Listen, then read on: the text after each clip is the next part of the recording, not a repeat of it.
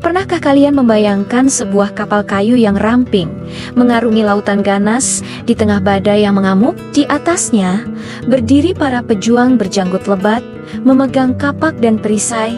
Mata mereka menatap tajam ke cakrawala. Inilah gambaran yang sering kita dapatkan tentang bangsa Viking. Mereka datang dari utara yang dingin, menaklukkan sebagian dunia dengan kapal dan baja. Tapi, siapa sebenarnya mereka? Apakah mereka hanya perompak brutal seperti yang digambarkan dalam film?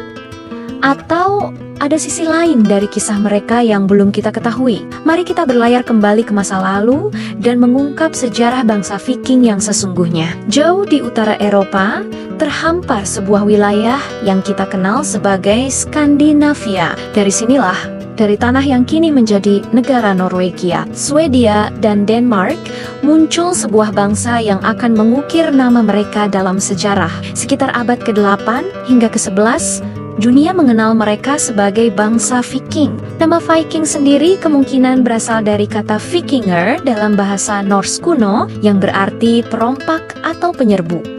Dan memang, reputasi itulah yang melekat pada mereka. Mereka adalah pelaut ulung, pedagang yang gigih, dan tentu saja penakluk yang ditakuti. Mereka menjelajahi lautan yang belum pernah diarungi bangsa Eropa lainnya, dari pesisir Inggris hingga ke daratan Rusia, bahkan menjejakkan kaki di Amerika Utara jauh sebelum Columbus. Namun, jika kita hanya melihat mereka sebagai penyerang, kita kehilangan separuh dari cerita mereka. Di balik citra pejuang yang garang, bangsa Viking memiliki masyarakat dan budaya yang sangat maju dan kaya. Mereka bukan sekadar sekelompok orang barbar. Coba bayangkan sebuah desa Viking, rumah-rumah panjang yang terbuat dari kayu dan tanah liat dengan atap jerami yang tebal untuk menahan dinginnya musim dingin Skandinavia. Di dalamnya, beberapa generasi keluarga hidup bersama di sekitar perapian pusat yang hangat. Di luar, pasar yang ramai dipenuhi oleh para pengrajin, pedagang, dan petani. Mereka memiliki sistem hukum yang kompleks, dikenal sebagai Sing, di mana orang-orang bebas berkumpul untuk membuat keputusan dan menyelesaikan perselisihan.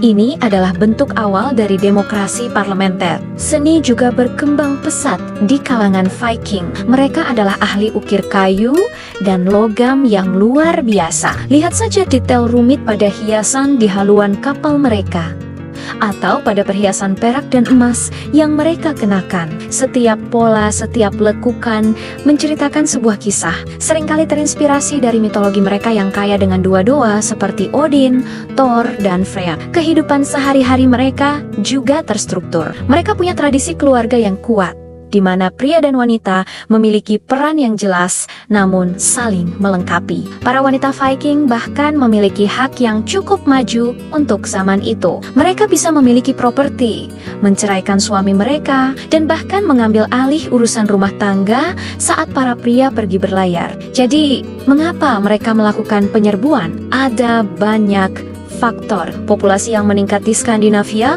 membuat tanah pertanian menjadi langka. Ambisi politik para pemimpin lokal untuk mencari kekayaan dan kekuasaan juga menjadi pendorong. Selain itu, kelemahan kerajaan-kerajaan di Eropa pada saat itu, seperti di Inggris dan Prancis, menjadikan mereka target yang empuk. Namun, penting untuk diingat, tidak semua orang Skandinavia adalah Viking yang menyerbu. Banyak dari mereka adalah petani, pedagang, dan penjelajah yang mencari kehidupan baru secara damai. Mereka mendirikan kota-kota penting seperti Dublin di Irlandia dan Kiev di Ukraina, berasimilasi dengan penduduk lokal, dan meninggalkan jejak genetik serta budaya yang masih bisa kita lihat hingga hari ini. Kisah bangsa Viking adalah kisah tentang dualitas. Mereka adalah penyerbu yang menakutkan, tetapi juga pedagang yang cerdik. Mereka adalah pejuang yang tangguh, tetapi juga seniman yang berbakat. Mereka adalah penjelajah yang berani,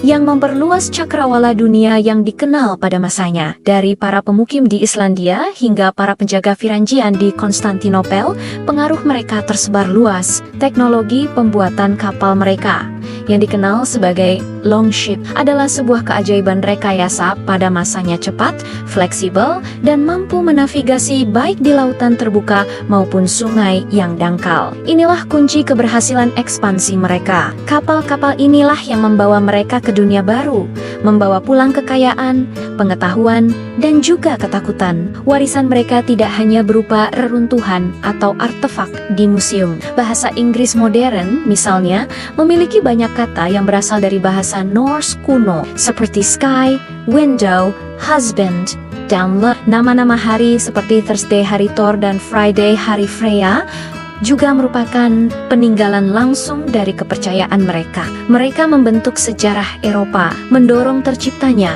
negara-negara yang lebih terpusat untuk melawan ancaman mereka dan membuka jalur perdagangan baru yang menghubungkan berbagai peradaban. Mereka adalah kekuatan perubahan yang tak terhindarkan. Era Viking mungkin telah berakhir sekitar abad ke-11 dengan menguatnya kerajaan-kerajaan di Skandinavia dan penyebaran agama Kristen.